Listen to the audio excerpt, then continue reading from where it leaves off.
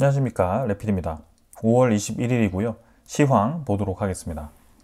코스피는 0.9% 상승했고요. 코스닥은 1.1% 상승하였습니다. 양증시가 오늘도 상승으로 진행이 되었고요. 외국인 투자자는 1950억 매수, 기관 투자자가 1000억 정도 매수를 하면서 양매수 진행되었고요. 코스닥도 420억, 850억 정도 매수를 하면서 양매수 진행을 했습니다. 자, 계속해서 반등을 이어갑니다. 한번 이제 고점 부근에서 조정을 좀 주었고 다시 반등을 시작했고요. 지금 코스피는 2600선 수준에서 계속 저항을 하고 지지를 하고 왔다 갔다 하고 있습니다. 그래서 이전에도 2600선, 2700선 근처에서 조정을 받았었고요.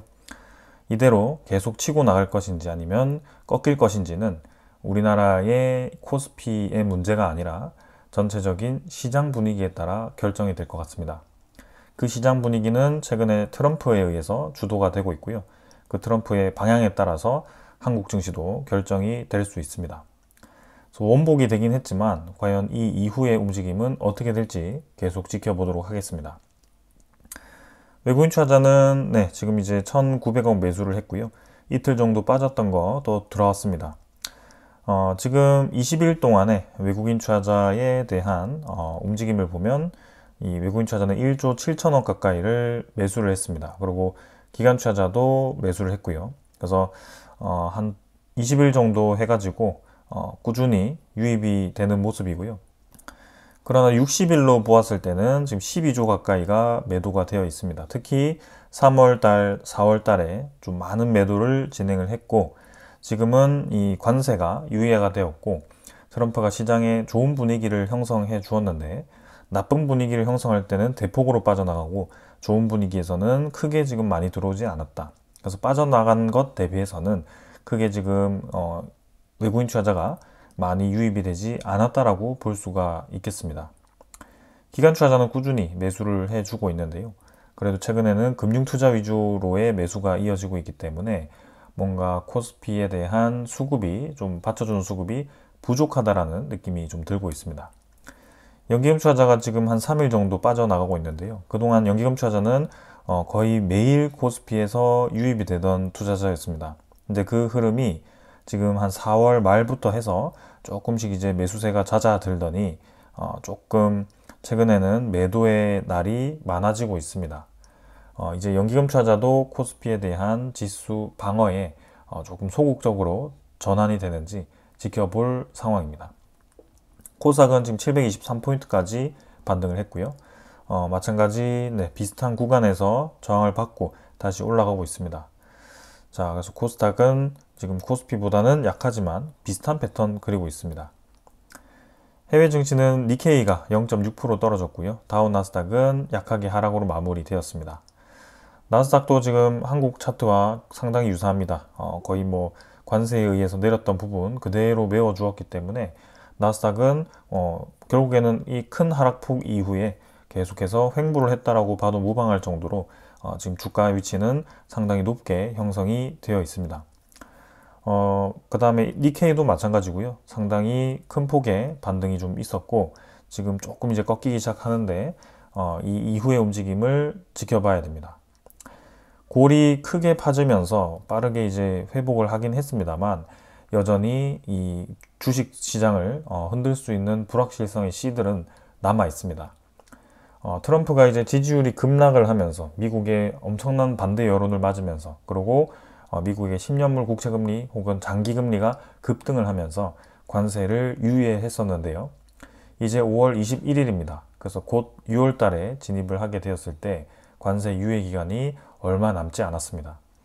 다시금 이제 관세에 대한 부과에 대해서 논의를 하거나 혹은 또 일방적으로 관세를 부과할 수 있는 시간이 다가오고 있기 때문에 거기에 대해서 이 시장이 어떻게 움직일지 혹은 얼마나 내려갈지를 생각을 해야 되는 상황입니다. 이전에 트럼프의 임기 때 1차 임기 때도 마찬가지였습니다. 끊임없이 시장을 이제 흔들면서 미국과의 무역 협상을 쉽게 진행하지 않았었습니다. 그래서 무역 협상까지에 걸리는 시간은 1년 이상의 시간이 걸렸는데요. 최근에는 무역 협상을 단기간에 한 것처럼 보이지만 서로 이제 칼을 들이밀 채로 겉으로는 숫자를 내린 상황입니다. 그러나 실제로 멈춰있던 무역을 진행시킨 것 뿐이지 그 진행 자체가 아주 원활히 잘 되고 있다라고 보기에는 어려운 그런 상황입니다. 자, 그래서 조금 더 시간을 두고 지켜본다면 시장이 어떤 방향으로 또 흘러가는지를 알 수가 있을 것 같습니다. 자, 그러면서 우리나라 환율은 지금 18.8원까지 떨어지면서 1376원까지 또 떨어집니다. 최근에 원달러에 대한 시장이 상당히 불안정한 것을 볼 수가 있고요. 고점 1488원에서부터 1377원까지 거의 100원 가까이가 하락을 했습니다. 4월 1일부터 해서 지금까지 환율이 거의 5% 이상이 지금 하락을 한 상황인데요. 평균적으로 1,400원 후반 수준에서 오랫동안 유지했던 것 대비해서는 지금 꽤나 많이 이 환율이 떨어져 있는 상황입니다. 이 상황이 우연이 아니다라는 것이 느껴지고 있고요. 이번에 계속해서 우리나라가 미국의 압박에 의해서 환율의 협상을 하고 있다는 소식이 계속 들려오고 있습니다. 미국이 환율 협상에서 원화 절상을 요구했다라는 소식이 있고요. 정부가 방향성에 대해서 협의 중이다라고 얘기를 하고 있지만 방향성이라는 것이 결국에는 원화 가치를 높이는 데 집중하고 있다는 것이 보여지고 있죠. 그래서 시장에서는 이미 환율이 떨어질 거라고 보고 이렇게 진행을 하고 있는 것 같습니다. 아직 적절 환율의 수준을 제시하지 않았기 때문에 원화가 어디까지 강세를 보일지도 알 수가 없는 그런 상황입니다. 그래서 이 미국이 계속해서 협상 측에서 지금 이제 원화 절상 방안을 요구를 하고 있다라고 하는데 실제로 베센트는 그렇지 않다라고 또 공개적으로 얘기를 했었는데요. 지금 다시 한번 그 얘기가 나오면서 오늘 또 환율 시장이 급락을 하기 시작합니다. 자, 그렇다고 한다면 이게 환율이 떨어지게 되려면 우리나라의 원화 가치가 높아져야 됩니다. 그러면 원화에 대한 수요가 높아져야 되고 반대로 달러에 대한 수요가 낮아지면서 달러가 시장에 많이 풀리게 되었을 때 이렇게 우리나라 환율이 떨어지는 효과가 나타날 겁니다. 그러면 미국이 우리나라에게 요구를 했을 때 우리나라에 대한 원화를 미국이 사주느냐, 그리고 우리나라가 억지로 달러를 매도를 해야 되느냐, 이런 상황이 이제 직면하게 되는데요. 계속해서 이제 우리나라가 알아서 환율을 이제 해결하기를 원한다고 한다면 한국은 타격을 받을 수밖에 없습니다. 왜냐하면 수출을 하고 있는, 잘 하고 있는 국가 기업들이 갑작스럽게 저렇게 환율이 5% 이상씩 떨어졌을 때 수익률이 급감을 할 수가 있고요. 물론 이제 우리나라가 뭐 유가라든지 천연가스라든지 이런 거 수입을 많이 하기 때문에 환율이 좀 안정화되면서 유가가 안정화되고 좀 이제 그런 효과가 나타날 수는 있습니다. 그러나 이렇게 갑작스럽게 환율이 급락을 하고 이 급락하는 추세가 계속 이어지면서 어디까지 떨어질지 모르는 상황이라면 상당히 이제 이 불확실한 상황이 벌어지는 거고요. 우리나라 환율이 5%까지 이렇게 떨어졌음에도 불구하고 외국인 투자자가 최근에 이전에 나갔던 것만큼 유입이 되지 않는 이유도 그러한 이유라고 생각이 됩니다. 그리고 가장 큰 문제는 분명히 지금 우리나라 환율이 높아진 이유가 있습니다. 이 환율이 높아진 이유는 우리나라 첫째, 경기에 대한 불확실성도 영향을 줄 수 있지만 근본적으로는 이 미국과 한국의 금리 차이가 너무 벌어져 있습니다. 기준금리가. 미국이 지금 4.5%고요. 한국이 지금 2.75%인가요? 네, 이 수준입니다. 그래서 이렇게 고금리가 유지되면서 우리나라는 금리를 내려야 되는 상황이 나왔기 때문에 환율이 자연스럽게 지금 올라가는 상황이었고요. 그럼 미국이 강달러 때문에 손해보고 있다라고 한다면 본인들이 이제 기준금리를 내려서 달러를 약화시키는 방법이 있습니다. 그게 시장의 원리에 따라서 움직이는 건데요. 근데 그렇지 않으면서 계속 한국 보고 지금 환율을 원화를 강화시켜라고 얘기하는 것은 완전 이거는 이치에 맞지 않는 상황인 거죠. 특히 한국 시장은 지금 건설 경기부터 해서 화학 산업이라든지 이런 것들이 상당히 침체되어 있습니다. 그래서 계속해서 기준금리를 내릴 것으로 예상이 되고 있는데요. 5월 달에 곧 기준금리 발표가 있을 겁니다. 우리나라가 기준금리를 내릴 가능성이 상당합니다. 그때 기준금리를 내리면 미국과 기준금리의 격차가 더 벌어지게 됩니다. 근데 미국은 지금 기준금리를 적어도 9월 달까지는 내리지 않겠다라는 얘기를 제가 어제까지 봤고요. 그렇다고 한다면 한국은 앞으로 이제 두세 번 정도 더 내려야 될 수도 있습니다. 5월 제외하고. 그러면 환율은 당연히 높아져야 되는데 요거를 절상을 하고 있습니다. 그래서 이런 상황이라면 만약이라도 미국의 경제가 악화되어서 미국이 급격하게 금리를 내리기 시작했을 때 우리나라의 원화는 너무나도 갑작스럽게 급등을 할 수가 있습니다. 이러한 부작용이 나타날 수 있기 때문에 이 부분을 상당히 조심해야 되는데요.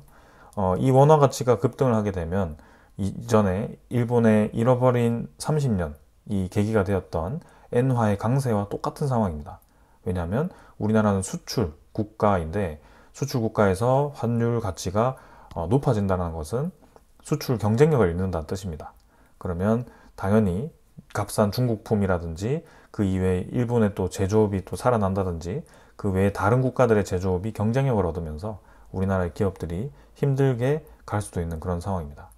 그래서 이 부분을 상당히 조심해야 되는데 지금은 우려스럽게도 환율이 급락을 하는 걸 봤을 때는 좀 뭔가 이 원화에 대한 협상이 진행되고 있는 것 같다라는 생각도 좀 듭니다.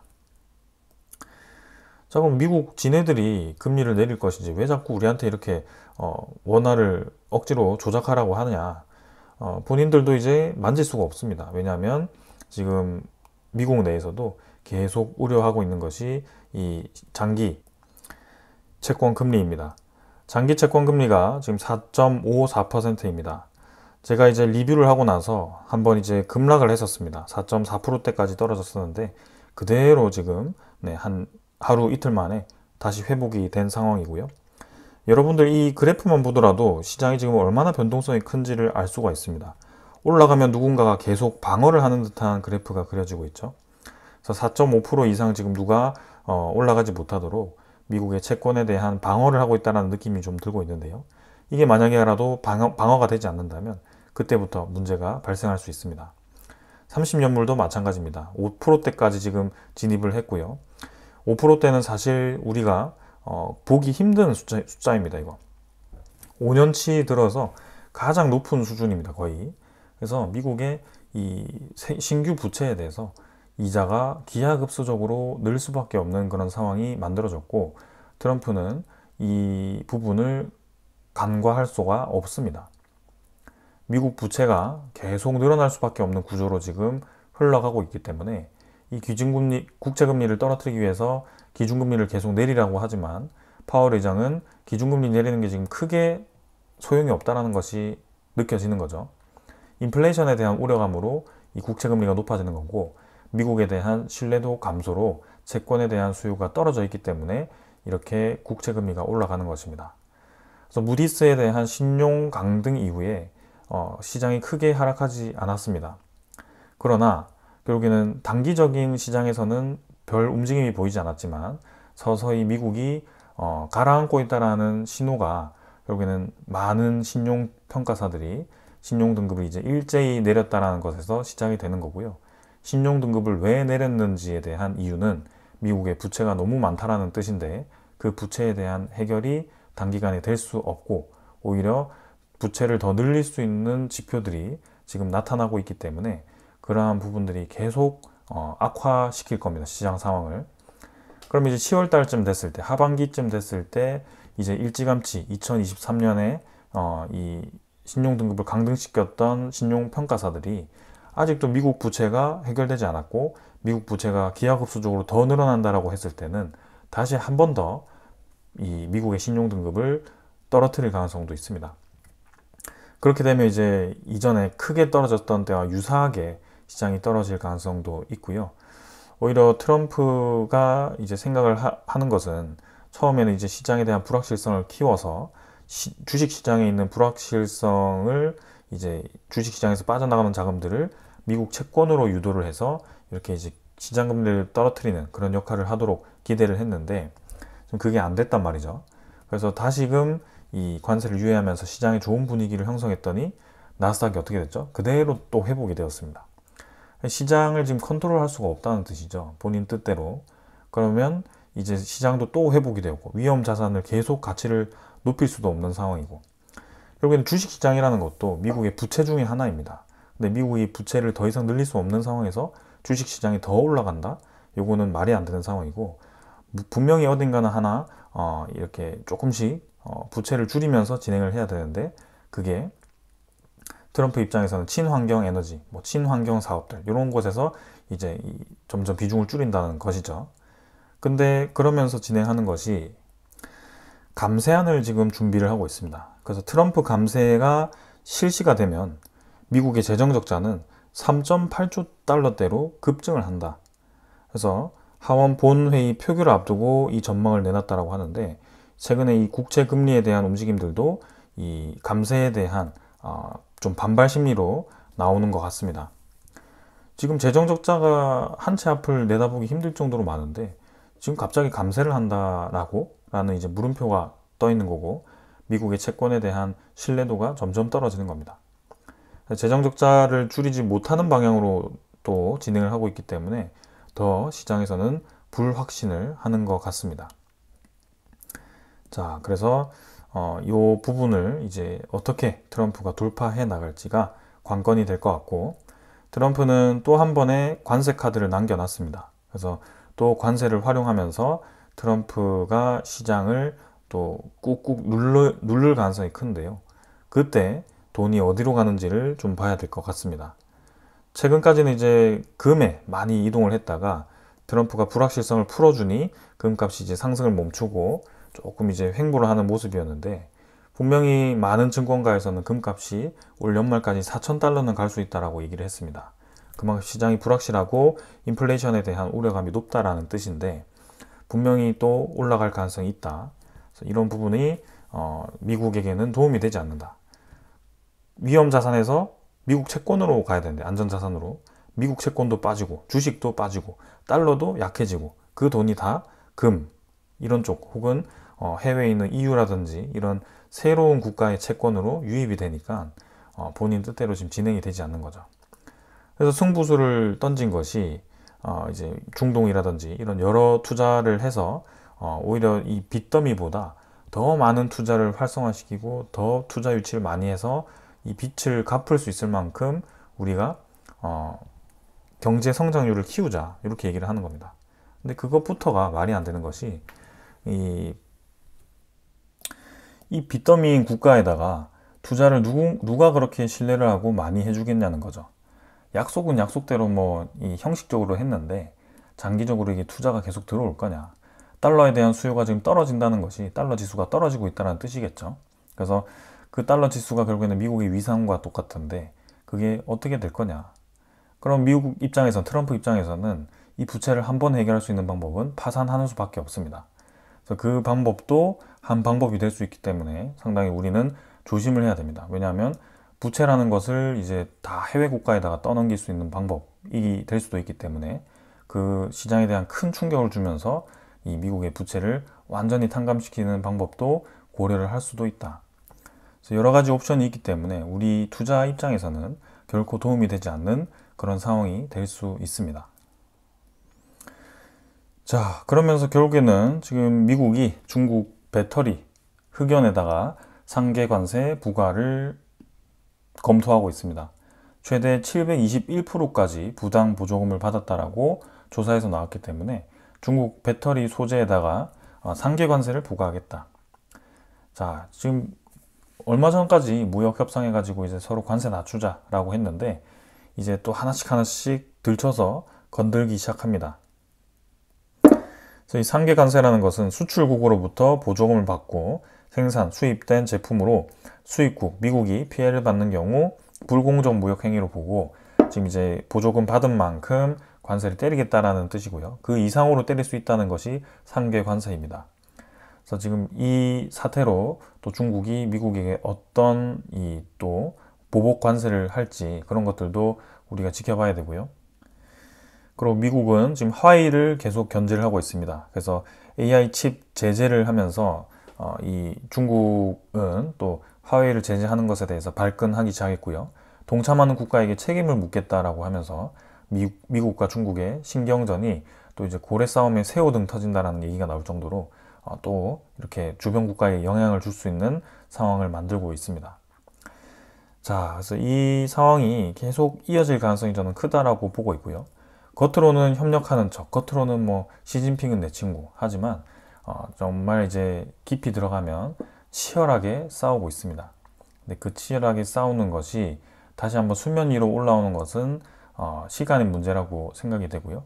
당장 얼마 전에만 해도 트럼프가 2, 3주 내에 또 새로운 관세를 부과하겠다라고 얘기를 했습니다. 전 세계 국가에다가.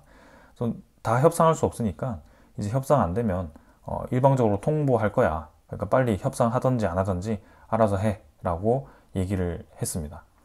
그래서 이러한 부분들이 이제는 이 주식시장에 또 한 번 불확실성으로 다가올 가능성이 크고, 그동안 완연하게 잘 반등을 해왔지만 6월달, 7월달은 조금 또 한 번 시장의 불확실성이 커지면서 조정장이 올 가능성도 충분히 있다. 그러면서 제가 계속 강조하고 있는 미국의 디폴트 우려가 이제는 7월 말부터 해서 8월 초까지 그 움직임이 나타날 겁니다. 베센트 장관이 이미 많이 얘기를 했고요. 빨리 8월 전에 디폴트에 대한 예산안 증액을 통과시켜야 된다. 그렇지 못하면 디폴트 오고, 혹은 디폴트를 해결하더라도 지금은 국채에 대한 발행량이 늘어날 수밖에 없는데, 그 국채 발행량을 늘리는 상황 속에 미국의 장기물 국채 금리는 사상 최고치를 향해서 달려가고 있고, 사상 최고치는 아니죠. 최근 한 5년 동안의 최고치로 달려가고 있고, 미국의 재정 적자가 늘어날 수밖에 없는 그런 상황으로 치닫고 있다. 이 모든 것이 상황이 좋지 않다라고 저는 판단이 되고요. 당장에서야 지금 미국 주식은 상당히 잘 버티고 있고, 우리나라 주식도 잘 올라왔습니다. 그러나 요 올라온 부분들이 내려가는 데는 이유가 없다. 결국에는 금방 떨어질 수 있다라고 생각이 되고요. 부채가 줄어든다는 것 자체가 결국에는 이 위험 자산들이 같이 줄어든다라고 볼 수밖에 없습니다. 그래서 주식은 잘 버티는데 미국의 부채가 드라마틱하게 빠진다. 그것부터가 이 자본주의에 맞지 않는 이치이고요.